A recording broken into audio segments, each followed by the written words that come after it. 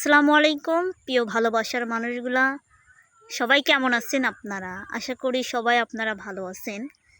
তো আপনারা আমাকে ইদানিং ধরে অনেক মেসেজ করতেছেন নেক্সটে। আমি এত রিপ্লাই দেওয়ার পরেও আপনারা বারবার মেসেজ করতেছেন বা অনেকেই ফোন দিচ্ছেন, অনেকেই জানতে চাচ্ছেন যে আলিফ কি তাহলে সত্যি আর ফিরে আসবে না? তার ছেলের কথা কি সে ভাবলো না? সত্যিই কি সে আমার সাথে আর সংসার করবে না? আবার অনেক আপুরা তো আছেন খুশি হয়েছেন। আপনারা অনেকে আমাকে বলতেছেন, অনেক আপুরা, যে শ্বশুরবাড়িতে না গেলে তোর সংসার টিকবে না, তোর সংসার হবে না, তোকে দয়া করে ছেলেটা থাকে তাই কত না। দেখেন, আমি তাদের উদ্দেশ্যে বলতে চাই, আমার সমস্যা, সেই কারণে আমি শ্বশুরবাড়িতে যেতে পারি না, বা শ্বশুরবাড়িতে গেলে আমি যে ভারী কাজ, রান্না বান্না, কাপড় চোপড় খাঁচা, মানে যাবজ্জীবন যত কাজ আছে এগুলো আমার করতে সমস্যা। আর আমি এই বাড়িতে থাকি কারণ আমার মা করে দেয়, আমার বোন করে দেয়। এই যে কালকে রাতে হঠাৎ আমার এই পিঠের যে সমস্যাটা, মানে যে বড় কুচটা, এর মধ্যে এত পর্যন্ত জিলিক পারতেছিল, এত পর্যন্ত কষ্ট হচ্ছিল, যেই কারণে আমার গায়ে প্রচণ্ড পরিমাণ জ্বর এসে গেছিলো। আমার মা, আমি টের পাই নাই, আমার গায়ে আগুন উঠতেছে আর আমি মনে করেন যে ঘুমের মধ্যেই কেমন জানি করতেছি। সেই আমার মা হচ্ছে পাশের বাড়ির থেকে একটা জ্বরের ওষুধ নিয়ে আসলো, একটা গ্যাসের বড়ি চাই নিয়ে আসলো, নিয়ে আসে আমাকে মাথায় পানি দিল, মাথায় তেল দিল, এবং আমার ওই জায়গাটা মালিশ করলো, ওই জায়গাটা টেনে দিল, ঘাটটা টেনে দিল। এটা কিন্তু আমার মা বোঝে যে আমার মেয়ের কোথায় সমস্যা। এটা কিন্তু আমার শাশুড়ি বুঝবে না, বুঝবে কখনোই বুঝবে না। আর একটা শাশুড়ি আর বুঝে না। আর বিশেষ করে আমি আমার মায়ের কাছে ছোটোবেলা থেকে বড় হয়েছি। আমার মা এই জন্য আমাকে তার কাছে রেখে দিয়েছে যে আমার মেয়ে কোথায় কি হবে, কি হয়ে যাবে, আমার মেয়ে কেউ বুঝতে পারবে না, কেউ ওর বিষয়টা জানতে পারবে না। এই জন্য আমি আমার শ্বশুরবাড়িতে যাই না। আপনারা শুধু শুধু আমাকে এত আজে বাজে কমেন্ট করার কি আছে? আর আলিফ কেন আসবে না? আমি কি একবারও বলছি যে আলিফ হচ্ছে গা একবারে চলে গেছে, একবারে চলে গেছে? তো আপনারা, আমি তো কোনো সময় আলিফের নামে কোনো খারাপ কিছু বলিও নেই বা লেখিও নেই। যা আলিফের সাথে কথা হয়েছে ফোনে, সেটা আপনাদের সাথেই শেয়ার করছি বা আপনাদের সম্মুখেই বলছি, ঠিক আছে? আমি কোনো সময় বলিনি যে আলিফ আর আসবে না, চলে গেছে একেবারে। আমি বলছি সে আমার সাথে ঝগড়া করে, গুসা করে, অভিমান করে চলে গেছে। আর আপনারা তো জানেন আমি প্রতিবন্ধী, তো বারবার কেন আমাকে ওই নেক্সটে এসে প্রতিবন্ধী বলেন? এগুলা কেন বলেন? আপনারা কি আমাকে কিছু দেন? আর যারা আমাকে ভালোবাসে, যারা আমাকে ভালোবেসে উপহার কিছু হলে দেয়, তারা তো আমাকে এগুলা বলে না। তারা আমার বিষয়টা জানে, তারা আমার সাথে কথা বলে। আমি কেন শ্বশুরবাড়িতে যাই না, আমি তাদেরকে দেখাই, বা তাদেরকে দেখাই যে দেখেন আমার এই সমস্যা, তখন বলে সত্যিই তো তুমি খুব সমস্যার মধ্যে আছো। আর আপনারা জানেন না, বুঝেন না, কিছু কিছু আপুরা এত বাজে কমেন্ট করেন আমাকে নিয়ে। আর কিছু কিছু আপুরা আছে, আরও কিছু কিছু আপুরা আছে, তারা আমাকে ডাইরেক্টলি ফোন দিয়ে আলিফের নাম্বার চায়, কথা বলতে চায়। আপনারা কেন কথা বলবেন? কথা বললে বলতে পারেন অন্য হিসাবে, কিন্তু একটা মানুষের ঝামেলা লাগছে, ঝগড়া লাগছে, ঝাঁটি লাগছে, সেই সুযোগে যে আপনারা কিছু মানুষ সদ্ব্যবহার করতে চান, এটা কি ঠিক? যদি আমার ভালোবাসা সত্যি হয়ে থাকে, আমি যদি আলিফকে একদিনের জন্য ভালোবেসে থাকি, আর সেও যদি আমাকে ভালোবেসে থাকে, তাহলে আমার আলিফ ঠিকই আসবে। এখন রাগ হয়েছে, ঝগড়া হয়েছে, এই জন্য বলতেছে আমি যাব না।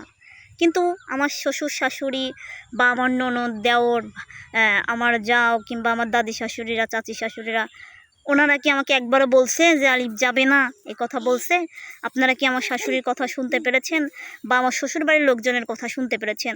আমার শাশুড়িও নিজেও বলে যে আলিফ রেগে গেলে পরেও ও এরকমভাবেই কথা বলে, তুমি ওর কথায় কিছু মনে করো না, ও ওরকমই ছোটোবেলা থেকে। এই জন্য আমি চুপচাপ আছি। কিন্তু আপনারা বাজে কমেন্ট করা ছাড়লেন না। একটা মানুষ, মানে একটা মানুষকে কি মানুষ মনে হয় না নাকি? কি মনে করেন আপনারা নিজেকে, আল্লাহই জানে। আপনাদের কি মানে একটা মানুষের প্রতি মায়া হয় না? আমি আপনাদের কি ক্ষতি করি কোন তো? আমি আপনাদের সাথে শেয়ার করি কারণ আমি আপনাদের একটা পরিবার ভাবি, কারণ আমি কোথাও শান্তি পাই না। আমি আমার মনের দুঃখের কথা যে আমি আমার খালার কাছে কব, সেই মানুষটা নাই। আমার নানির কাছে কব, সেই দরদের মানুষটা নাই। আমার মামিদের কাছে কব সেই দরদের মানুষটা নাই, আমার ভাইয়ের কাছে কব সেই ভাই নাই, আমি কার কাছে কব? এই জন্য তো আপনাদের কাছে বলি যে আপনারা একটা ভালো পরামর্শ দিবেন। কিন্তু তা না, কিছু কিছু মানুষ আমাকে ভালো পরামর্শ দেয় যে চিন্তা করো না, আসবে, হচ্ছে তুমি চিন্তা করো না, তোমার ছেলেকে মানুষ করতে থাকো, তোমার ছেলে যেন ভালো থাকে। এগুলা যারা বলে আমার কলিজায় ঠান্ডা হয়ে যায়। আর যারা আমার কলিজায় আঘাত করে কথা বলে, যারা আমাকে খুসা মেরে কথা বলে, আমি তো তাদেরকে মন থেকে কখনোই মাফ করব না। কারণ আমার বিষয় না জেনে আপনারা আমাকে আলতু ফালতু কথা বলতে পারেন না। আপনারা আমাকে বলতে পারেন যে কি সমস্যা, কি হয়েছে, আমি আপনাদের পার্সোনালভাবে খোলাখুলি বলতে পারি।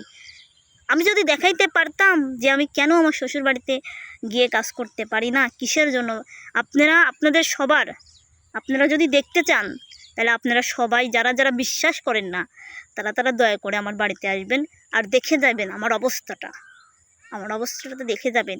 এই যে চেহারার দিক দেখেন, কালো দাগ পড়ে গেছে, মনে হয় আমার কত বা বয়স, ঠিক আছে, কিন্তু আমার বড় বোনকে দেখলে বলবে ও আমার ছোট, মানুষ বলেও। কিন্তু আমি চিন্তায় শেষ করে দিয়েছি নিজেকে, শুধু মৃত্যুটা বাকি আছে। একটু ভিডিও করে খাই, কারণ এটা আমার করে অভ্যাস হয়ে গেছে। আমি আগে থেকে গান বাজনা করতাম, সেখান থেকেও আঘাত পেয়ে ভিডিওর মায়া ছাড়তে পাই নাই, ভিডিওর অভ্যাসটা যায়নি, তাই এখনও ভিডিও করি। সেটাই যদি আপনাদের সমস্যা হয় তাহলে আর কি বলবো। তো আমি বলি কি, আপনারা আমাকে ভালো লাগে না ভালো কথা, কিন্তু বকা বাদ্য দিয়ে অখাদ্য ভাষায় কেন গালি দেন? এটাকে নিজেকে কি পরিচয় দেন আপনারা কিছু কিছু মানুষ নিজেকে কি পরিচয় দেন? আপনারা যদি ভালো পরিচয় নিজেকে দিতে চান, তাহলে অখাদ্য ভাষায় কেন গালি দেন? একটা মানুষের ভুল ধরা লাগবে, ভুল বোঝা লাগবে। আমার স্বামী যেদিন আমাকে ছেড়ে চলে যাবে, সেদিন আপনারা বলতে পারেন, সেদিন আপনারা ওর সাথে যোগাযোগ করতে পারেন। কিন্তু এখন তো সে আমারই আছে। সে যদি চলে আসে, সে আসতেও পারে, সে আবার নাও আসতে পারে। তার যদি আমাকে মায়া হয় আমার প্রতি, হ্যাঁ, আমাকে সে দয়া করেই থাকে। আপনারা অনেকেই বলছেন যে আলিফ তোর পিছনে দয়া করে আছে, ওর মতো ছেলে পেয়েছিস তাই কত না, তুই প্রতিবন্ধী মানুষ আর কীরকম ছেলে পাবি, ও তোর বাড়িতে দয়া করে পড়ে থাকে। আচ্ছা শোনেন, পড়ে থাকা কাকে বলে জানেন? যাকে তার বউ মা বাবার সাথে পরিচয় দিতে দেয় না। আর আপনি একজন আমাকে ইউটিউবে কমেন্ট করেছে আমি নাকি ওর মা বাবার কাছে যেতে দিই না, আলিফেরকে আমি ওর মা বাবার কাছে যেতে দিই না, আমি হচ্ছে ওর মা বোনদের সাথে পরিচয় দিতে দিই না। এগুলো আপনি কিভাবে জানলেন? আমি পরিচয় দিতে দিই না, তাই জন্য তো হচ্ছে 1 মাস পর 2 মাস পর চলে যায়। আমি কি কোনো সময় বলছি যে আপনার মা বোনদের সাথে পরিচয় দিয়েন না? এত মিথ্যা কথা বলার কি আছে? আপনি জানেন, আপনি ফট করে ওই কমেন্টটা করেছেন, আপনার কমেন্টটা আমি দেখছি। আমি কেন ওর মা বাবার সাথে পরিচয় করতে দিব না? আমি কে? ওর মা বাবাই সব কিছু, আমি কেউ না। আমি ওর সহধর্মণী, এতটুকুই। এছাড়া আমি ওর কেউ না। আমি আজকে মরে গেলে ওর মা বাবার কাছে চলে যাবে, আমার কাছে কেউ থাকবে না। কারণ আমি মানুষটা এই সুস্থ থাকি, ওই অসুস্থ থাকি। যাই হোক, আপনাদের কিছু মানুষের কমেন্ট দেখে আমার খুবই খারাপ লাগছে। আব্বু পিসকোটো আমার খুবই খারাপ লাগছে। তো সমস্যা নাই, বলতে আছেন বলতে থাকেন, আল্লাহ আপনাদেরকে বলতে দিছে, বলেন, সমস্যা নাই। তো ভালো থাকবেন, সুস্থ থাকবেন, আর কি বলবো, বলার ভাষা নাই। আল্লাহ হাফেজ।